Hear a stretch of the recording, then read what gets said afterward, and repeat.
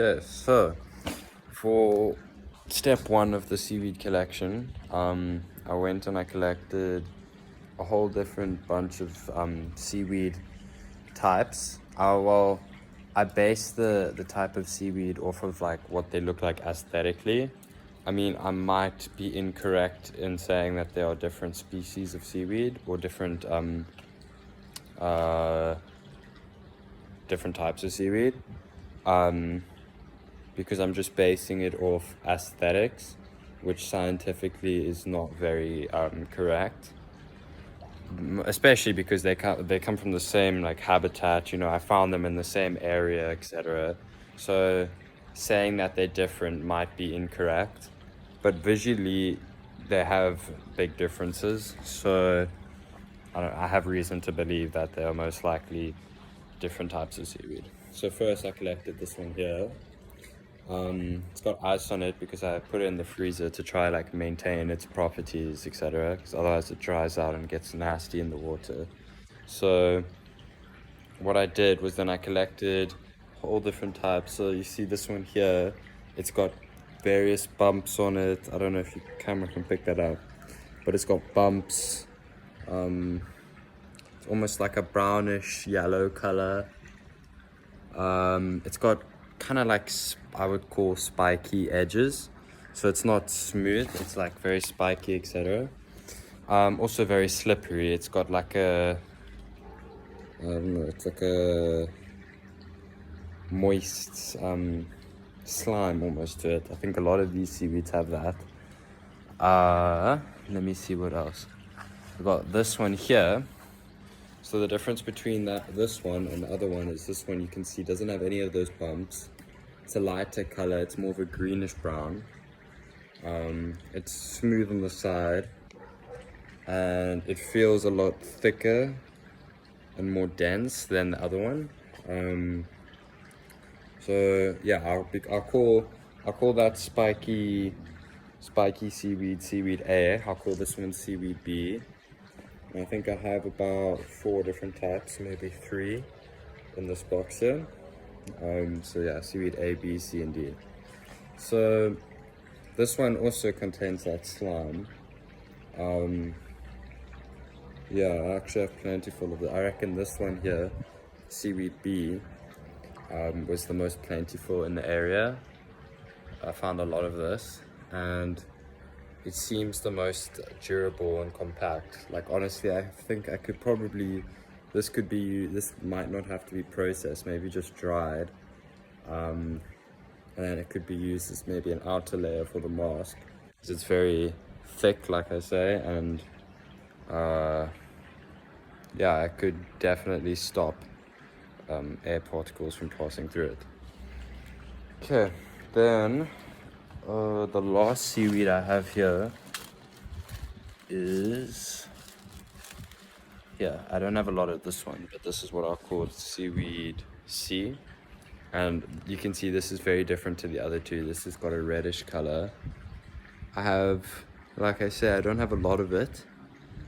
When looking at it very closely, it's got little hints of green dots on there.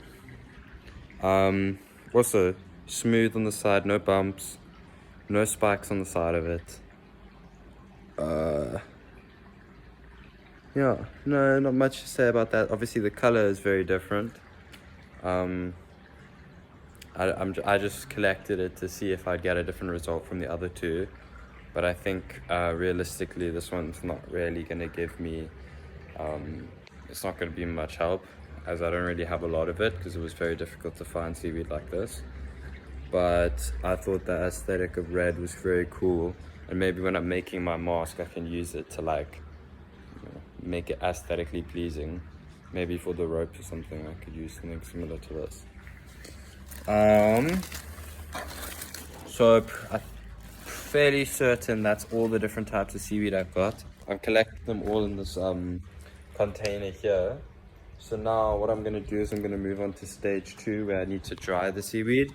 So right now I've been collecting, and now I'm going to take the seaweed to go get dried. So yeah, that's step 1 of my process. Yeah. Okay, so right now I'm going to do stage 2, which is drying the seaweed so that it can be blended and processed into the bioplastic. So what I'm gonna do is I'm going to hang the seaweed up onto a line like this so that the water can drip down and the seaweed can dry. But the issue is recently we've been having a lot of rain in Cape Town, and according to the weather forecast, it's not going to stop raining for the next week or so. So what I'm going to have to do is I'm going to have to cover the seaweed in plastic bags like this, which I've cut out so that I can hang over the line like this, so that I can almost make like a greenhouse where the water can't get in so the seaweed can dry, because I'm not trying to dry seaweed in my house because it'll stink, and yeah, I just don't have the facilities for that. So this is the second best option I've come up with. So what I'll do is I'll time lapse a video of me just hanging up the seaweed so that you guys can see the process and see what needs to be done.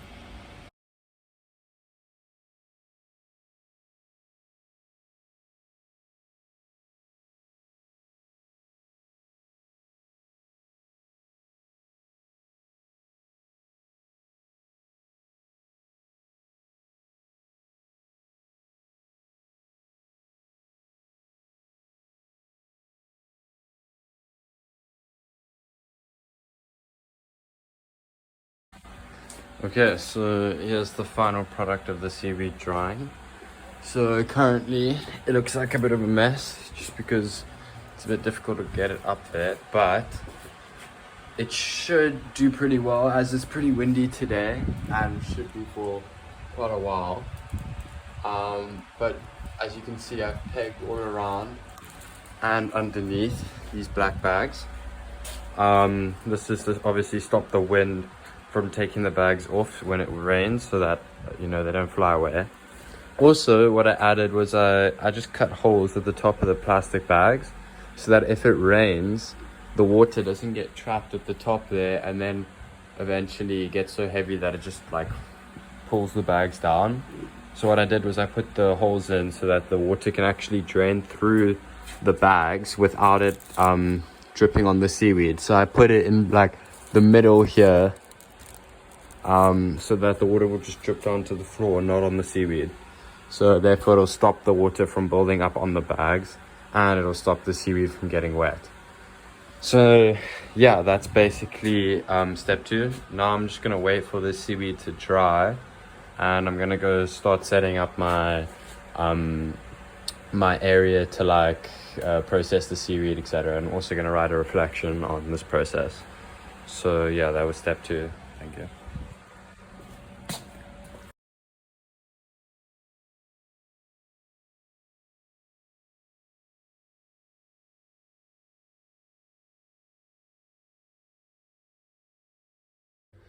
Okay, so for the next step now, I'm going to be processing the seaweed to try and make it into the bioplastic form that I desire.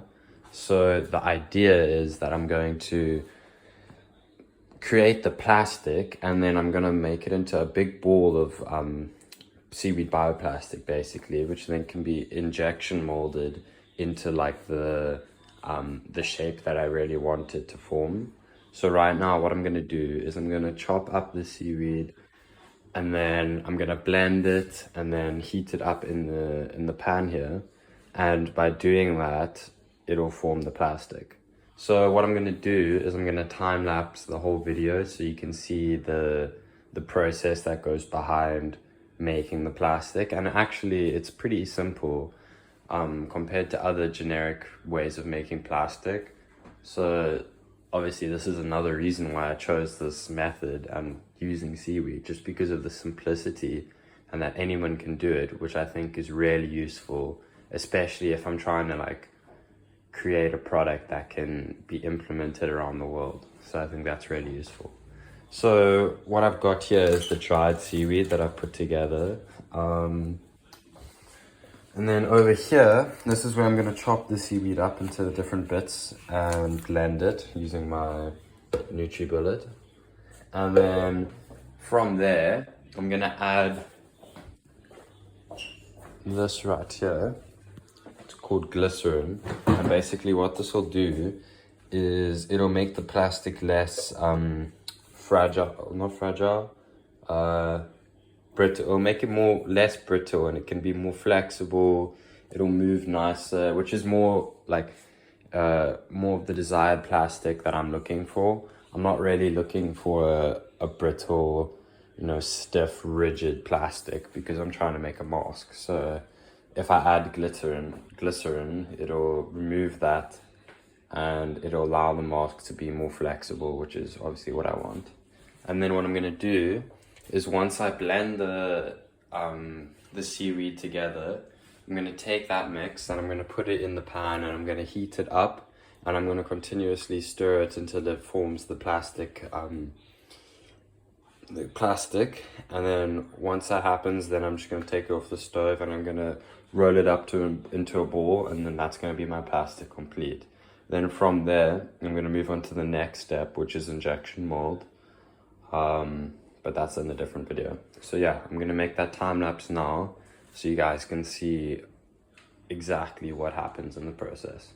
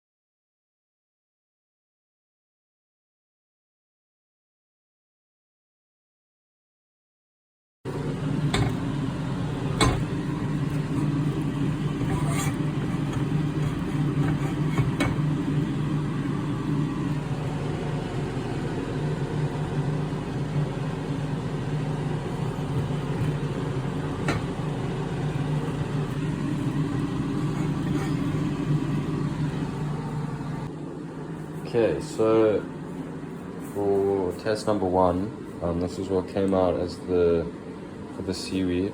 So what I did was I went through the process of heating my powdered seaweed up here, put it in this plastic, and then from there I added some glycogen and just a bunch of water. And what I did was I mixed it together in this container here. And once that was like a gooey substance, then I took it and I molded it into this mold here. It's just like a tin holder. So hopefully this will be for a face mask. And then here I'm just gonna make like a foam. So I'm just gonna make a big foam of plastic, and then that's gonna be used to cut up and add to the mask, etc. So right now this is just the first test. So I don't know exactly how well this is gonna come out, but hopefully it'll be all good. I mean, I'm just happy to get to this step this far. It shows that there's actually some merit to what I'm trying to do, so I'm pretty excited. So now I've just gotta wait half an hour for it to dry, and then I'm gonna see what the substance is like.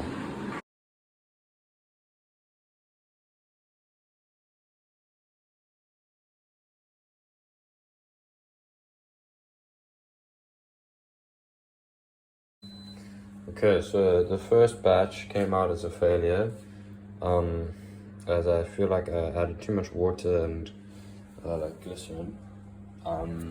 So it made the integrity of the plastic not very solid, so it just falls apart, because it's very sponge-like. The best way to describe is it's almost like a gel. It feels like a gel.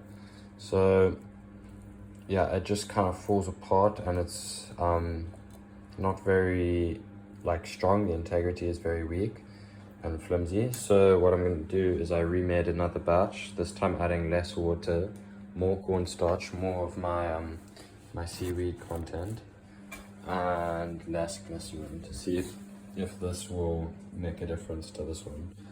So now I'm just gonna let it dry, and I think I'm just gonna dispose of this one because there's no real need purpose for me to use it.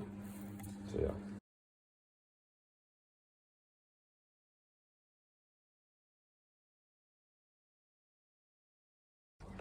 Okay, so as the final step now, this is how my bioplastic came out. Unfortunately, it did not come out how I wanted it to. Honestly, this plastic doesn't really have a purpose in the aspects of the mask, or at least one that I could find. But it is still a very useful substance. I mean, you can use it for other things, maybe food packaging, other what's it called? Other plastics. You know, it's just not really useful for my specific project, which was making a mask. I think just I couldn't get the formula right, you know, adding too much water or glycerin. Also, it's just not structurally stable. I mean, it can break easily like that. So I don't think it would be very useful. And I mean, some of it's still mushy like that. Like that's not gonna work.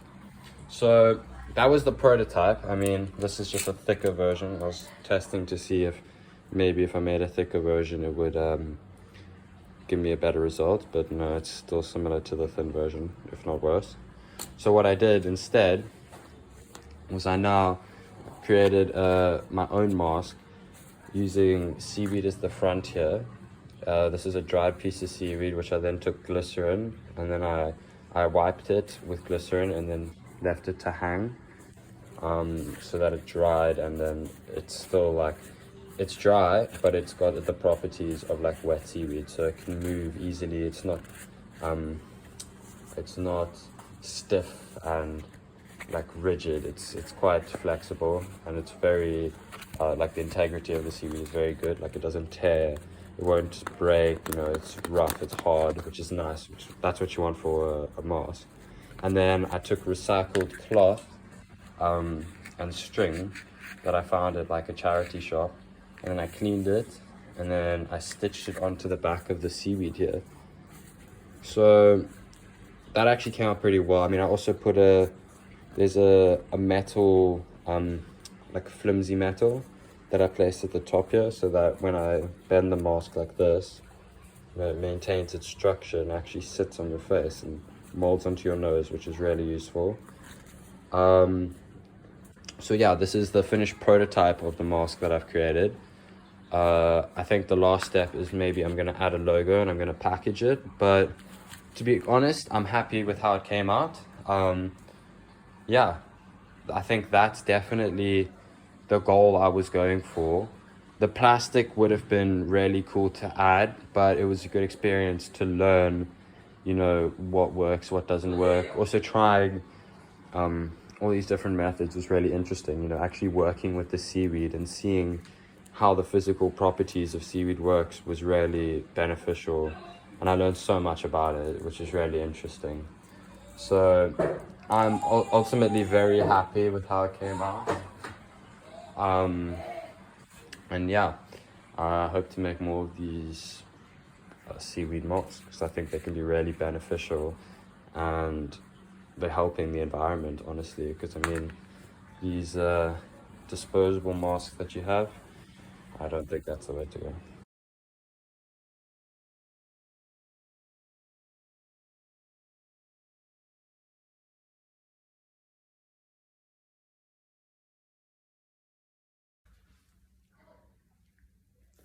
Okay, so overall, I'm actually very, very happy with how my seaweed mask came out. I believe that this is my prototype. I'm almost complete. I still want to add my seaweed logo here. And possibly, if it's like environmentally friendly, if I can find an alternative, I want to add fabric just on the outside here, just for aesthetics. But overall, I'm actually very happy with how it came out. The bioplastic, like I mentioned before, it wasn't effective for this mask, as I learned by doing the project.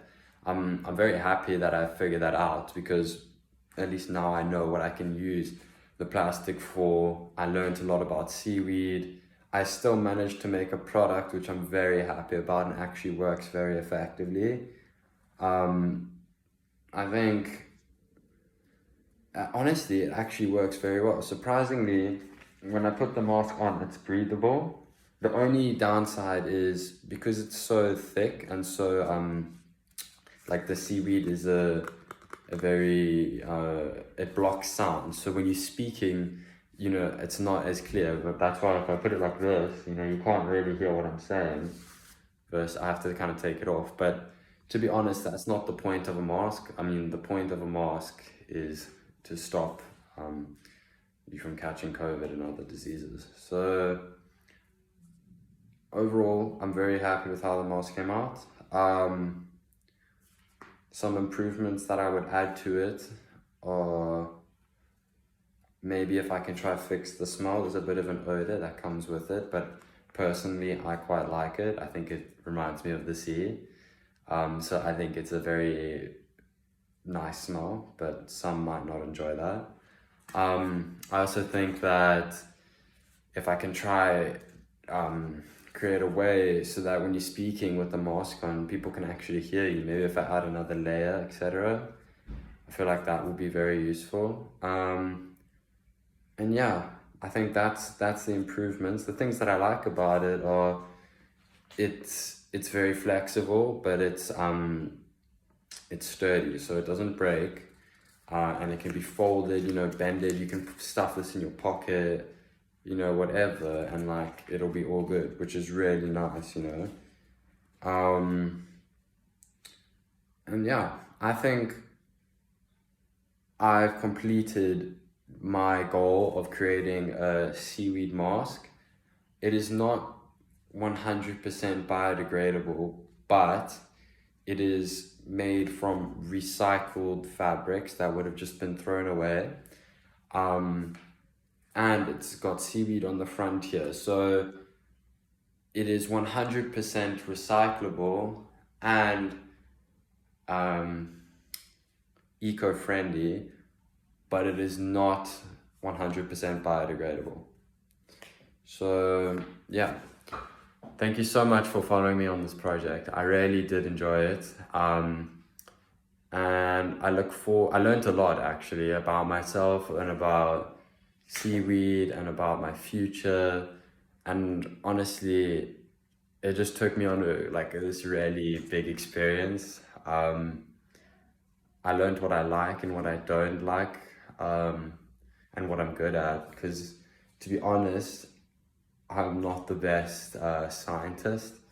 I enjoy science and I like the concept of making products and making things work out of organic material, but when it comes to the actual practical bit, I think I need a bit more practice, because as you can see, my bioplastic didn't come out exactly the way I wanted it to, but the idea is there and the goal is there, and I have that ambition. So I'm very proud of myself, and I think I did a very good job on this mask. I've already had people saying that they'll wear this mask. So I'm gonna carry on creating masks like this. I'm gonna package it, put logos, and maybe it'll take me somewhere. But thank you so much. And I hope you enjoyed my project as much as I did. Thank you.